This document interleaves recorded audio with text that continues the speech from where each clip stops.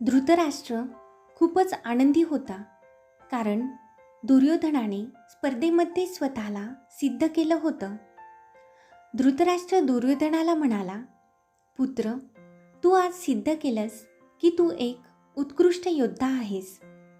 तू नावाप्रमाणेच दुर्योधन आहेस. दुःशासन म्हणाला, हो पिताश्री, ज्येष्ठ भ्राताश्रीसमोर युद्धात कोणीच उभे राहू शकत नाही आणि ज्याच्या मागे त्याचे 99 भाऊ असतील तो कधीच हरू शकत नाही.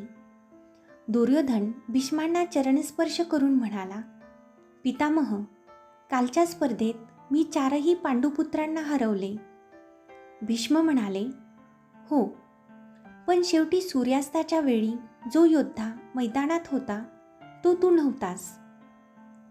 तेव्हा दुर्योधन म्हणाला, पण तातश्री, तो योद्धा एकटा अर्जुन पण नव्हता.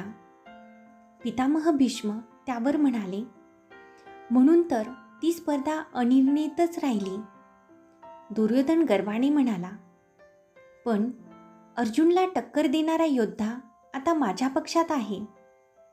शकुनी कपटाने म्हणाला, हो महामहिम, राजकुमार दुर्योधनाने दाखवून दिले की फक्त बाहुबल महत्त्वाचं नाही, तर संधीचा उचित लाभ कसा घ्यायचा. कर्णासारखा योद्धा हस्तिनापूरला मिळाला, तसेच अंगदेशाला राजा मिळून मगध देशावर वचक बसला. शेवटी युवराजाचे हेही कर्तव्य असते ना महामहिम, आपली सेना एकत्र करून राज्याची शक्ती वाढवायची. तोच समोरून आवाज आला, एका सिंहाचे संरक्षण करण्यासाठी जंगलातील लहान लहान प्राण्यांनी सेना बनवली. अशी गोष्ट आम्हाला गुरूंनी सांगितली होती. प्राणिपात महाराज, मला आठवण झाली, बाकी काही नाही.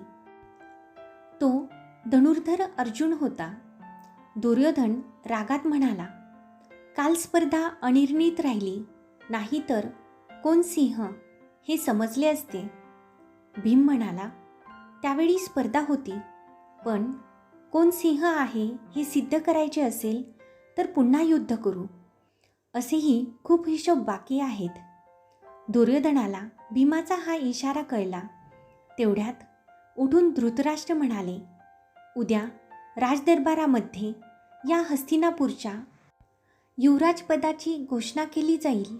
एवढे बोलून धृतराष्ट्र तेथून निघून गेले.